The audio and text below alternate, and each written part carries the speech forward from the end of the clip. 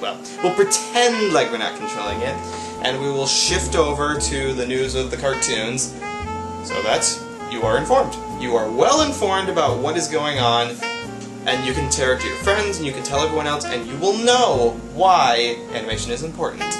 For example, you need to know when a studio happens to kind of put their foot in their mouth, which is something that you really shouldn't do, and is something that you should be quick to apologize about when it happens. For example here, Nickelodeon is kind of under fire right now. Like not going to jail kind of way, but enough in the sense that they really are kind of damaging their reputation if they don't address this. And I will link that to you right now, so that you can read it. And I think the whole title pretty much speaks for itself there. Let me just read this whole title, shall we? Nickelodeon apologizes for a vulgar Twitter post about wives of Republican presidential candidate by Jason Biggs. And Jason Biggs is a cast member of TMNT, the new series coming out, and yeah, to use his Twitter account about the Republican National Convention, it's very bad publicity for your studio, for anything you're associated with, and really, to have a Twitter account is something that I think a lot of us have, and we're already pretty liberal about typing whatever we want on it. But if you have a name, if you represent a company, use your common sense when you're using that Twitter account, please. And yeah, that's not a good thing. To what is specifically here is that they actually linked the TMNT Twitter feed to Jason's personal feed, and it was obviously picked up negatively. I mean, you'd be offended if you saw your cartoon, which is supposed to be completely free of political problems and debates, because it doesn't, unless it ties into the show, unless your show is about politics. TMNT is not about politics, not in the least. So it's going to reflect negatively on Nickelodeon. And this is something that I think you should probably be more aware of in this time period. With the increase of social media and people being able to have whatever they want right at their fingertips, it becomes so easy to make a mistake and type something that you really shouldn't for everyone to see. So don't do that. If you have the ability to do whatever you want, don't do it. Like, really. It's kind of unfortunate because, again, yeah, common sense on the internet. What's wrong with you, Noah? I guess I'm expecting too much from the people who are supposed to be higher up than me, like me. I am completely free to do almost anything I want right now because I do not represent anyone, I am not tied to anyone, and my personal life is pretty separate from my internet life, so still use some common sense there. For a person who is employed by one of the most famous animation companies of this time period, you need to be more discreet. That's all I'm asking. Discreet. All you people have. Well, enough of that on that, and on to something completely different. Except it's not entirely. We're kind of talking about the flaws of Nickelodeon on that part. Well, Nickelodeon's also in a bit of trouble as far as their statistics go. I remember a week or so ago we were talking about how Nickelodeon was having a shake-up in its executive office because they're trying to boost viewer rates, and so they fired some people and they promoted some other people. But it was all within the company. Like, no new people were really hired. There was no new blood added to the mix there. So, in a recent study, and yeah, this is from the Hollywood Reporter, because that's where everyone's news comes from these days, Nickelodeon's cable network is dragging Viacom down, and Viacom is pretty much a giant conglomerate. They used to own Funimation, but yeah, it's an entire media mogul which owns a lot of the more name brand companies. Nickelodeon is one of them. And Nickelodeon's been underperforming in ratings compared to a lot of their Viacom groups out there. So that's a problem. And it's sad to say that, let me just read the facts right from here, that the TV viewership among the kids in the 2 to 11 age group, which is like a really important group, has been up the past 10 months, but not at Nickelodeon. So in the whole world of television, your viewership goes up, but Nickelodeon's not getting a slice of that pie. They're kind of behind the times, as it is. So they really need to up their kick, like, up their quality, or up their production, as it were, because you have kind of so-so production so far. It's not really that much to ask. It's a simple business tactic. You need to take some risks. And it's unfortunate that Nickelodeon has such a name attached to it, so there's a lot of stock in it. A lot of people trust Nickelodeon to provide quality content. And if you don't see that, then you're going to go to the next channel. Well, let's go to Cartoon Network. Let's go to Disney. Disney has pretty much appealed to the entire tween demographic, so they got a good chunk of that. Cartoon Network's been making a comeback in their cartoons, so good for them. So they're also upping that. The Cartoon Network, on that note, DC Nation, I should give them note, is like a really good thing for them. So Disney has Marvel, Cartoon Network has DC Nation. Nickelodeon doesn't really have a slice of that pie anymore. They're kind of out of the loop as it was. So if you could just axe the sponge, thank you Gleam Eyes, just get rid of SpongeBob. New blood. That's really the suggestion here. New blood. Don't recycle old ideas that once made your company popular. You need to change with the times. I mean, I could lecture for about a good 3 days about how you need to take risks in this business, because if you play it safe, you will lose. This is not a business to be taking it safe. Just look at...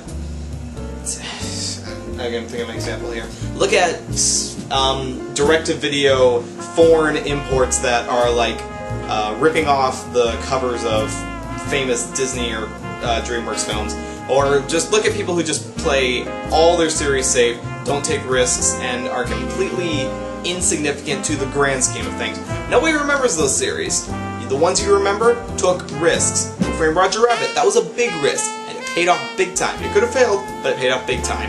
The whole renaissance of the 90s, that was a big risk, but it paid off. Thankfully, because people had the trust that putting money in television animation, which previously has been a very lucrative business, would work. And it did. So, Nickelodeon, get more creative. Just don't be safe. Please, I'm begging you. 3, you're too nice, Noah. Yes, I know, I'm very, very nice. Only 3 days about it. Well, in talking about how companies, or how channels are maintaining their viewership, Cartoon Network recently announced 2 animated series that they're actually greenlighting. Coming to Cartoon Network, and just for reference, in case you don't know, this is the same network that gave us great cartoons in the 90s, and recently, like I said, they've been upping their quality with stuff like Adventure Time, The Amazing World of Gumball, and Regular Show. So they've been gaining popularity in the slightly changing demographics of the younger groups. Like, younger groups don't just absorb anything anymore, they're becoming a little smarter, so their entertainment has to be a little smarter. So, what are those shows that are coming? Alright. One of them is called Steven Universe, which is from Adventure Time writer and storyboard artist Rebecca Sugar.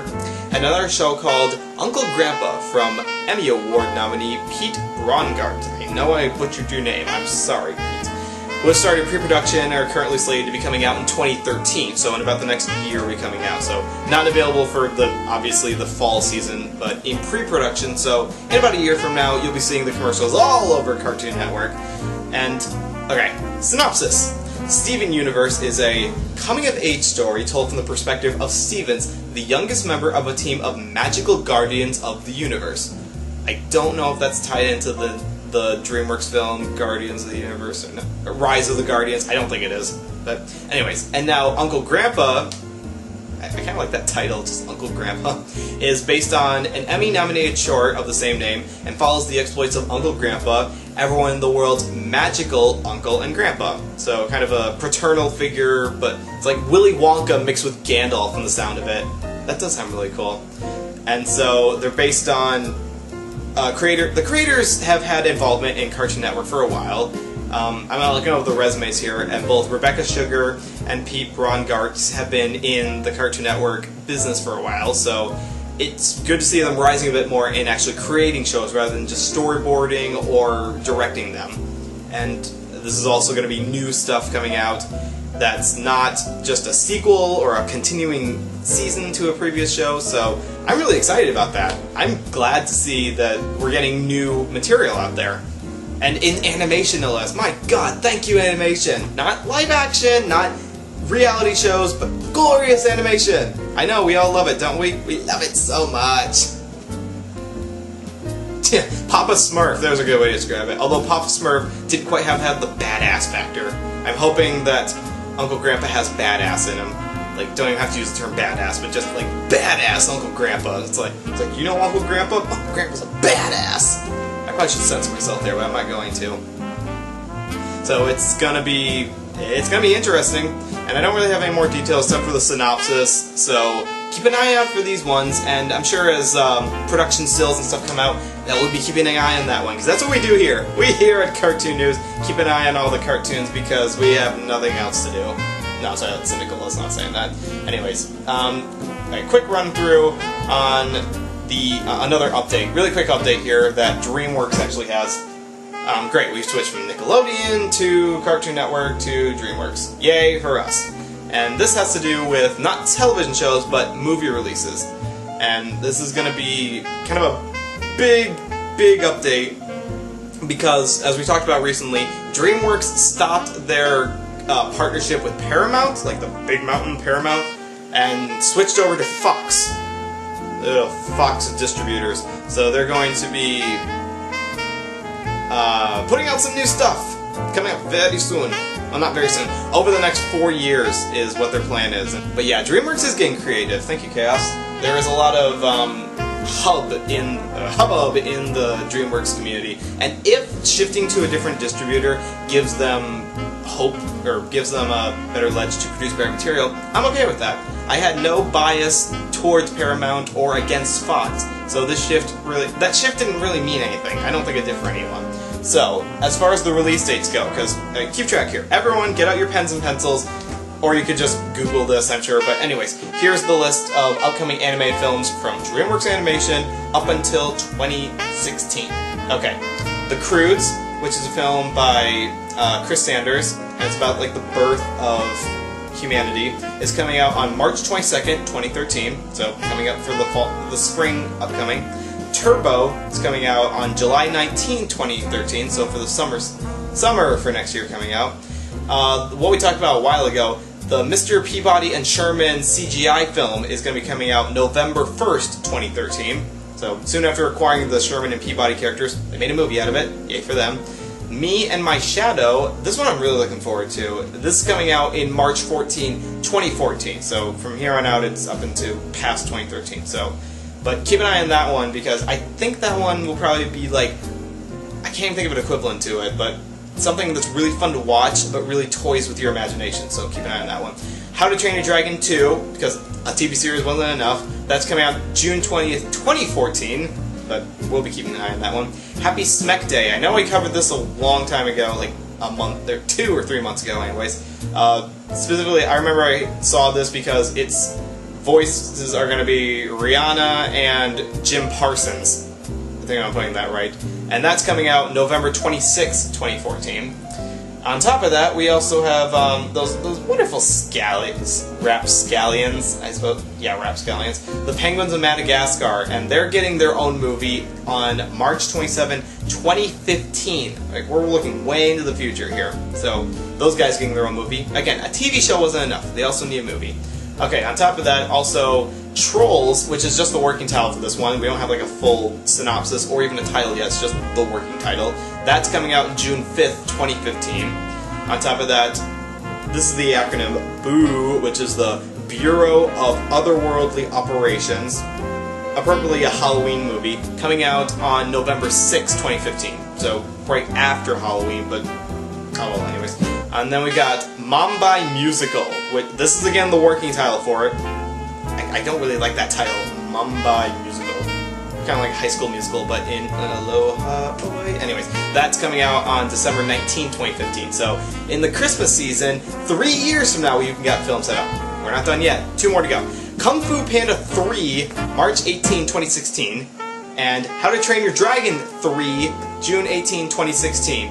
Oh boy, 2016 is going to be all about sequels. So there was your your data dump of all the films coming out from DreamWorks for a long time from now.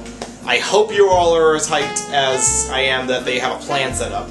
At least this ensures that we will have, hopefully, quality CGI for the next 4 years from now. Oh my gosh, this is huge. I would go look up the details specifically. I mean, it would take me forever to list all the details I know right here. Just go look them up right now. Go look on the Wikipedia page, look at the link for all the details on those films. Just 4 years of DreamWorks films coming out. Yay! Also, go check out Rise of the Guardians this season. Go check it out, give it your money, make it a blockbuster hit, I beg you. And now to finalize the story, to end off the night, as far as Cartoon Network. I don't know why I'm doing this. I must talk with my hands all the time. I'm a mime. I don't know. Anyways, the final story for tonight is actually about Disney. Yes, everything comes back to Disney. Yay, Disney. This is something that I don't think is new to anyone, but Disney copyright laws. I'll just say that. Disney copyright laws are in effect once again. How are they exactly?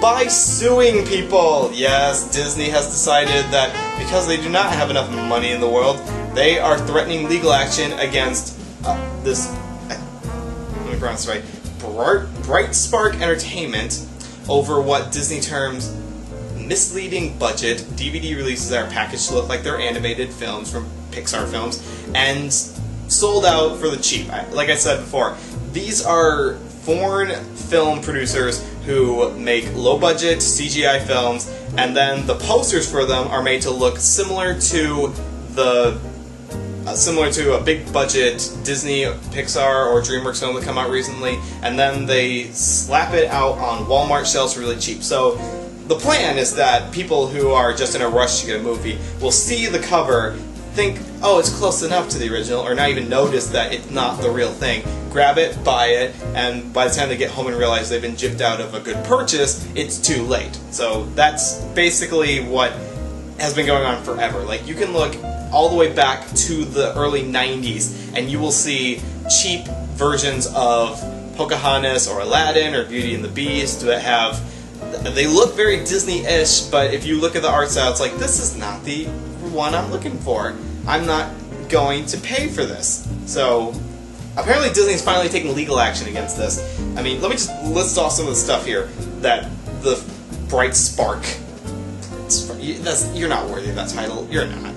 They've made such wonderful money-grubbing masterpieces as Tangled Up and The Frog Princess and Little Cars. Oh boy. It's not really that difficult to understand why they make films like this, but it's pretty easy to understand why people would allow this to keep going. It's cheap, it's really easy to get them on store shelves, and it's kind of caught up in the craze of when a Disney Pixar film was very popular, so they'll go ahead and buy it anyways. And this practice is called drafting. Like, if you want a term for this, when you try to write on the coattail of something popular by pretending you're that item, it's called drafting, and it's not really that respectable. It's by money-grubbing whores who don't have the creativity or maybe even the resources to make their own film, so they try to cash in on the success of someone else. Like that's like people who try to pretend like they're a Nigerian lottery and try and get your money by pretending that you won the lottery. It's bleh. I don't know, it just puts a bad taste in my mouth. But anyways, that's the last thing on the chopping block. And for once, I'm actually glad that Disney decided to exercise their legal actions on this one, because that is some practice that I don't think should be glorified at all. Like, it really shouldn't. It really should not be glorified in any way. So do not buy drafting films. Look on the box, make sure that what you're buying is the actual film. I mean, just looking 5 seconds at the box should tell you if it's the right film or not. It shouldn't be that hard. Yeah, they're kids. They won't care how crappy it is. Again, Gleamize, that pretty much sums it up. The animated version of Asylum.